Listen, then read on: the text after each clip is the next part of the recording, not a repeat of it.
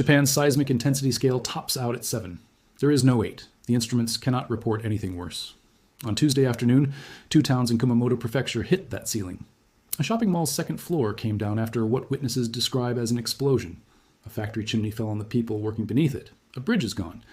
And while the death toll is the number everyone is refreshing right now, the number that should actually worry you is 28. Because 10 years ago, this exact patch of fault system waited 28 hours before sending something far larger than what came first. Here is what happened in Kumamoto, why officials are treating this as unfinished business rather than a closed disaster, and what the next several days need to look like for history not to repeat itself. At 4:27 in the afternoon, local time on Tuesday, July 28th, the ground beneath Kumamoto Prefecture on the island of Kyushu let go.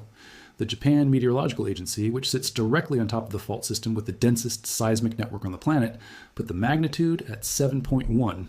The United States Geological Survey, working from a global network with a different calibration, measured the same rupture at magnitude 6.8. That split is normal in the first hours after any major earthquake, and it will narrow as more data comes in. It does not change what the ground actually did to the people standing on it, because that was measured directly, not estimated. The rupture occurred at a shallow depth of roughly 10 to 16 kilometers, and the Japan Meteorological Agency logged a maximum intensity of 7, the top of Japan's Shindo scale, confined in the city of Uki and the town of Hikawa, a rare ceiling level reading in 2 communities on a single afternoon. You need to understand what that number means, because almost everything that follows runs on it. Magnitude describes the total energy a fault released, one number for the entire earthquake, calculated from a seismogram. Intensity describes how violently the ground actually moved at a specific location, and it's a different number at every point on the map. Japan built its warning systems, its construction codes, and its public alerts around intensity rather than magnitude, for a simple reason. Intensity is what actually hits you. A shallow rupture directly beneath a populated area can deliver a moderate. Magnitude with almost none of its energy lost to distance. That's the mechanism behind Tuesday. A 7.1 is nowhere near the largest earthquake Japan has ever recorded, but a shallow strike 10 kilometers under an inhabited valley delivers its force point blank, and that is how you get a reading with nothing above it on the scale. The epicenter sat east of Uki City, and the violent shaking extended well beyond the 2 towns that maxed out the scale. Strong aftershocks measuring lower 5 or higher on the intensity scale continued for hours afterward, 4 of them by 8 o'clock that evening alone. Shaking strong enough to notice reached neighboring prefectures, including Nagasaki, Kagoshima, Fukuoka, Saga, and Miyazaki, and the national government widened its emergency earthquake warnings to cover all 7 prefectures across Kyushu. That is not the geography of a contained local event. That is the geography of a regional emergency, and Japan's own response treated it that way from the first hour. The most serious single incident of this earthquake is still unfolding at a shopping mall. Local officials told Japanese broadcaster NHK that the second floor of an Aeon mall in the town of Kashima appeared to have collapsed, trapping a large number of people, following earlier reports of an explosion and white smoke rising from the building. A police source told local broadcaster RKK that many fatalities are expected from the collapse. Police sources later said that between 20 and 30 mall employees could not be reached, while 4 people, all conscious, had been taken from the site to hospital, and roughly 200 people had evacuated to the mall's parking lot in the earthquake's immediate aftermath. Nobody has published a confirmed number of dead specifically from that building, and this isn't the moment to guess one. But the language coming from police and the fact that dozens of employees remain unaccounted for a full day later tells you what direction this is heading. Think about the timing for a second. 4:20? 7 on a Tuesday afternoon is close to peak hours for a suburban Japanese shopping mall. After school, before dinner, food court, and parking lot, both full. An explosion, following an earthquake in a retail building of that size, at that hour is about as difficult a rescue environment as exists, and crews have been working through it for more than a day now. The mall wasn't the only structure that failed. A chimney collapsed at a Nippon Paper Industries facility in the city of Yatsushiro, leaving additional workers missing under the debris. Kumamoto Prefectural Police confirmed 12 cases of collapsed homes and 4 separate cases where people were trapped inside houses, alongside 8 fires that broke out across the prefecture. Portions of the historic stone walls at Kumamoto Castle came down again, a building that has now failed twice in a decade, and whose restoration from the last earthquake still isn't finished. And in Yatsushiro, a bridge collapsed, cutting a piece of the region's road network at the exact moment rescue crews needed every route open. The infrastructure shutdowns that followed are not overcaution. They are procedure with a body count behind it if skipped. Kyushu Electric Power reported roughly 40,000 homes lost electricity, and crews cannot safely restore lines until every downed segment is inspected. JR Kyushu suspended rail services, including its high-speed Shinkansen bullet trains, because a train meeting a displaced rail joint at nearly 300 kilometers an hour would be its own mass casualty event layered on top of the first one. Kumamoto Airport shut its runway for the same reason pavement gets inspected before anything lands on it again. Mobile carriers, KDDI and Docomo, reported service disruptions tied to power shortages and damaged transmission lines, which matters enormously for a population trying to reach you. Missing relatives right now. None of these closures are dramatic overreactions. They're the boring procedural cost of taking a maximum intensity reading seriously. The human scale of the response tells you how seriously Japan is treating what might still be coming.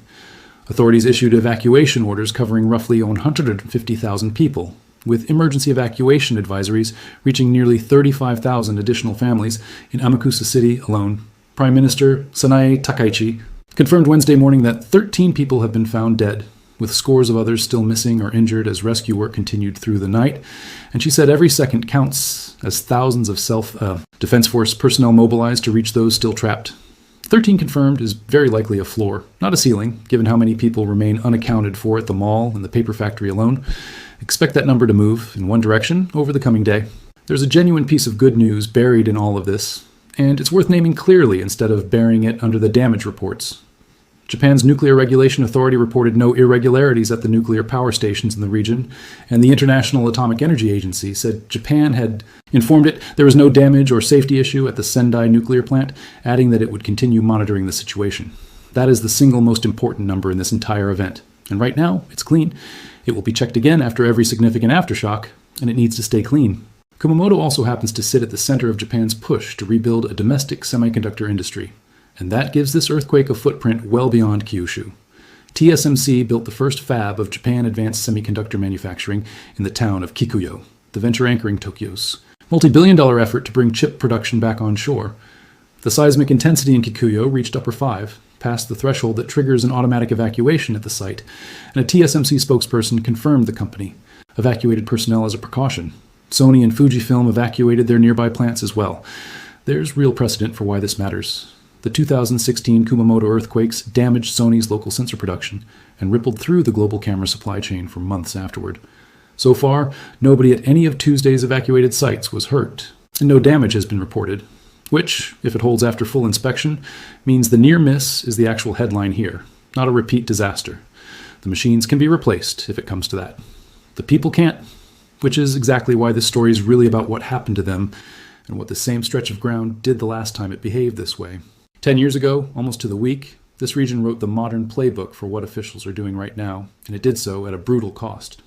On the night of April 14, 2016, Kumamoto was hit by a magnitude 6.5 earthquake that also registered a maximum intensity of 7, centered on the town of Mashiki. Seismologists called it the main shock.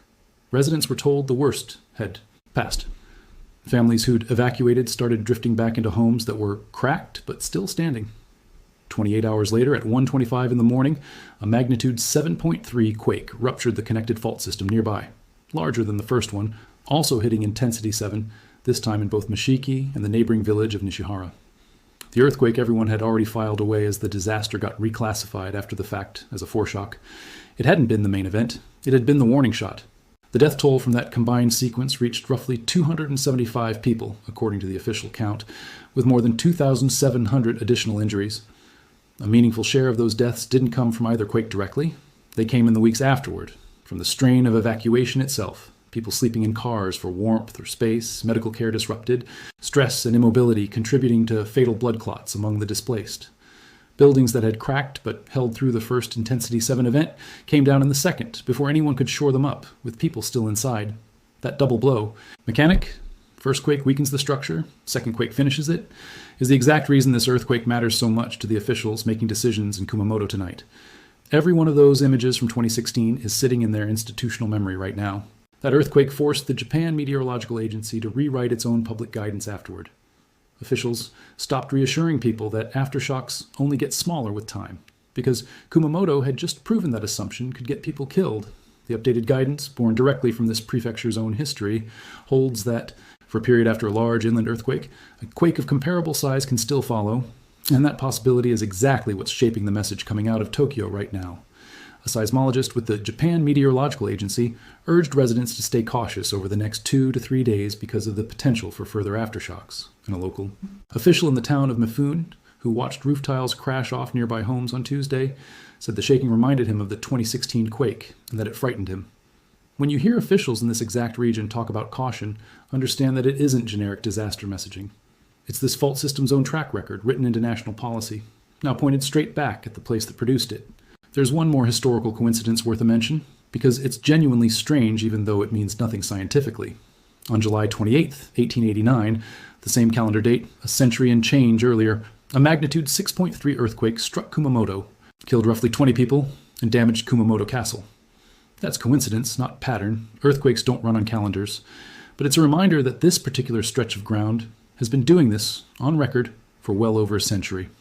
The tsunami side of Tuesday's event, at least, resolved cleanly and quickly. The Japan Meteorological Agency issued a tsunami advisory within minutes for the coasts of the Ariake Sea and the Yatsushiro Sea, warning of waves up to roughly 1 meter, before lifting the advisory a couple of hours later after no significant waves were recorded. A meter doesn't sound dangerous, and that instinct is wrong. Moving water at that height takes adults off their feet and drags cars. But the reason it stayed hypothetical here comes down to the mechanics of the rupture.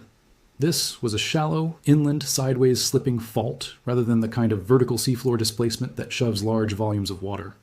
Faults that move the ground sideways under land mostly don't generate tsunamis. Faults that heave the seafloor up or down do. Tuesday's rupture fits the first category, and that detail matters for the next thing you need to hear, because misinformation about exactly this point started spreading within the first hour. The biggest false claim circulating says this earthquake is connected to, or the opening act of, the long-feared Nankai Trough megaquake, the offshore subduction event that anchors Japan's magnitude 8 and 9 disaster scenarios. It isn't. The Nankai Trough is a separate subduction interface off Japan's Pacific coast, structurally distinct from the shallow inland fault system beneath Kumamoto that ruptured on Tuesday. There's a real reason that particular anxiety sits so close to the surface right now, in August 2224. A magnitude 7.1 earthquake struck offshore in the Hugoneta Sea, near the actual edge of the subduction system, and the Japan Meteorological Agency issued its first ever Nankai Trough megaquake advisory in response. No such advisory has been issued for Tuesday's earthquake, and that absence is itself the clearest signal available. When an event genuinely touches the Nankai system, Japan has a formal mechanism that says so, loudly and immediately. Its silence this time is the answer. The second false claim making the rounds is visual. Footage of stonework collapsing at Kumamoto Castle is being shared as if it were filmed Tuesday. The castle was devastated in the 2016 quakes, and its restoration is still ongoing a decade later, which means old footage and new footage look nearly identical to an untrained eye. Some castle damage from this week is entirely plausible, given the intensity readings, and stone walls did come down again, but treat any specific clip you see online as unconfirmed until officials verify it, not as documentation of Tuesday's event by default. The third claim involves volcanoes. Kyushu is home to several active systems, including Mount Aso, whose caldera sits near this fault zone, and they'll be watched closely in the coming days as a matter of routine. But a tectonic earthquake on its own doesn't mean magma is on the move. The actual warning signs, sustained volcanic tremor, rapid ground deformation, a shift in gas emissions, or a formal alert level change from the agency that monitors it, haven't been reported in connection with Tuesday's quake. Strip away all three false claims, and what's left is honestly more unsettling than any of them, because the real threat isn't a distant trench or a dormant volcano. It's this same fault in the same week, under towns that are already structurally weakened. So here's what actually matters to watch over the next several days. In order. Watch the aftershock map. If the epicenters stay tightly clustered around the initial rupture zone near Uki and Uto, that's a sequence behaving normally, decaying the way most aftershock sequences do. Fast at first, thinning out over days and weeks. If the cluster starts stretching along the fault line in either direction, that's the pattern that preceded the escalation in 2016, and it's the question seismologists will be asking hardest. Watch the magnitudes of what follows. Statistically, the largest aftershock in a sequence like this tends to land more than a full magnitude unit below the main shock. Call it somewhere in the mid-5s to low 6s here. That's not a forecast, and after everything you just heard about 2016, you understand why nobody in Japan is treating it as a hard ceiling either. Each step up in magnitude represents roughly 30 times more released energy, which is why the gap between Tuesday's 7.1 and a hypothetical magnitude 6 aftershock looks enormous on a seismograph and is nonetheless completely capable of finishing off a wall that's already half down. The second hit, if it comes, doesn't land on the Kumamoto that existed Tuesday morning.